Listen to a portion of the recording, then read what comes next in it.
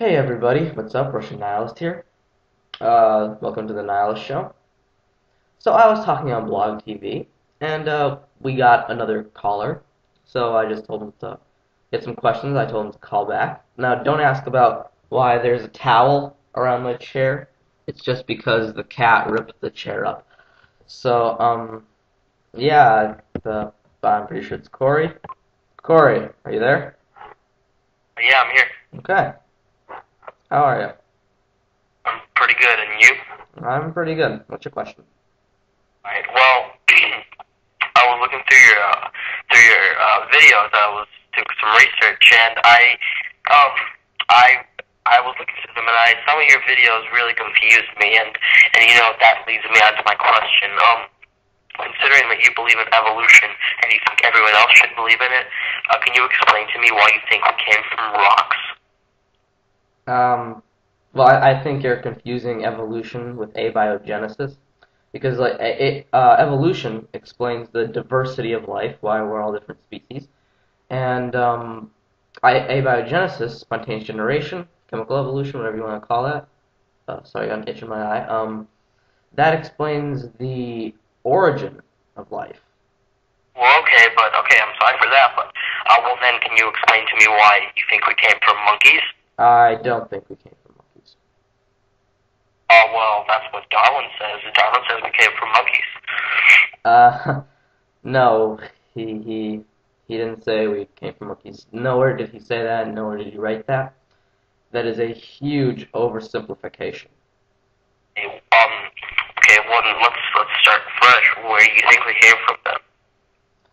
Are you talking about us as a species, or how did life in general come about? Well, I was referring to us humans in general, so species, I would say. Okay, species. Well, with the species, you had that very huge oversimplification, which is monkeys. But I'm going to start off with single-celled organisms. Now, there's a process that Darwin and his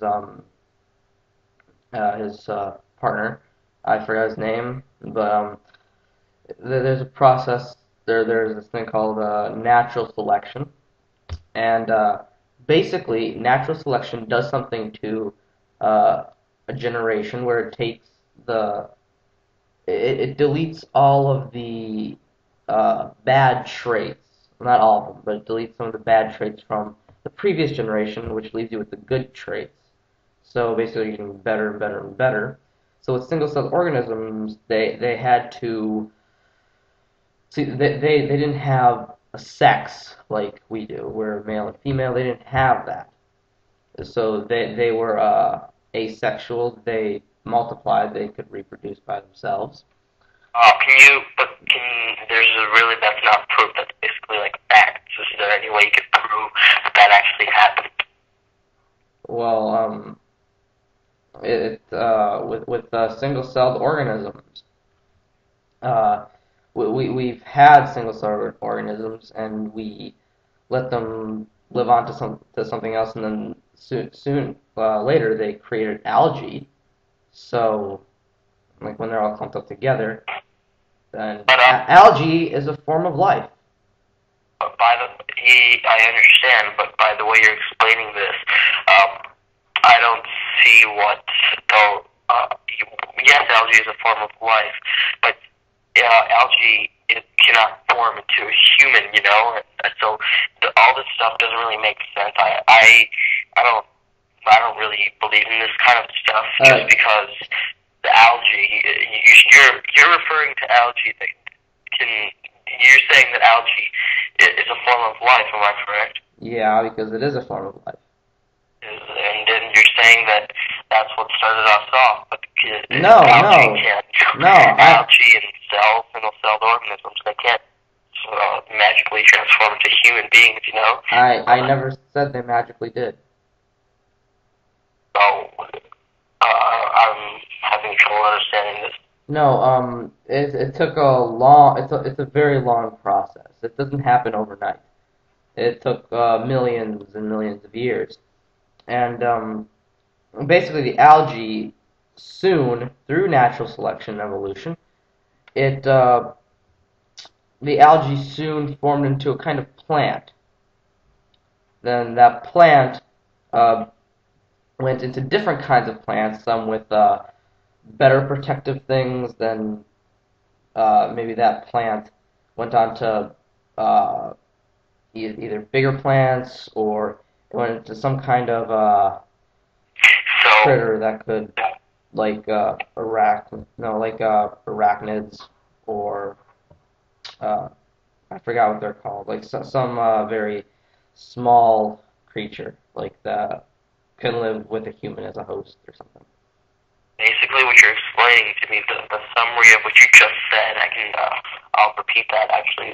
We started off talking about how humans started off as monkeys, that kind of stuff.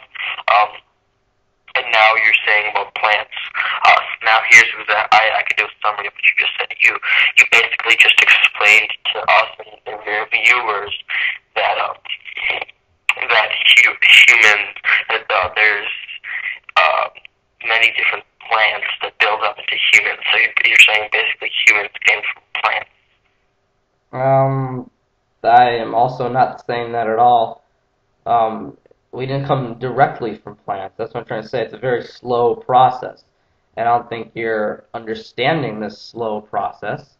I understand it, but I think it's really illogical. I think it's very illogical because you see things in the fossil record. For example, let's take Neanderthals. Do you know what Neanderthals are? Yes. Okay. Are they human? Well, they're almost like a monkey. No, they're not. They're not human. They're a transitional form from. A transitional form is something that relates one species to another. You know, it talks about their evolution, how they came from one species to the next. But a Neanderthal is from, let's take your oversimplification of a monkey to a human. A Neanderthal is a transitional form. A Neanderthal is not human. So what's the basic point you're trying to say? What do you think?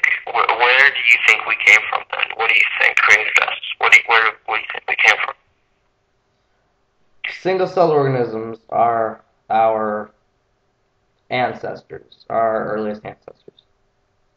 Single-celled organisms are our ancestors? Is that what you're saying to me right now? Yes. Now, I can prove that wrong in so many ways just because it's very illogical. Okay. Go ahead, prove that wrong. Because single-celled organisms can be anything. So single-celled organisms can be cells in general, like you said, algae. And you... Wait, algae is not a single cell. It has lots and lots of cells. Yes, it's not a single cell. Algae is a form of life, am I correct? Yeah. But see, you're not understanding this. Cells are the smallest form of life. Are you getting that? Yes. Cells are the smallest thing that qualifies as life. Okay. Now, that doesn't prove anything. Humans could have started off as anything big. Humans could have started off as elephants. Well, then, how did the elephants get there? See, we're going from very simple to very complex. You go from complex to complex. Truth is, but there are no transitional forms from elephants to humans. Elephants was just a prime example. What I'm trying to prove wrong, the statement you just, the proof apparently that you just showed to all your viewers and me, because you said that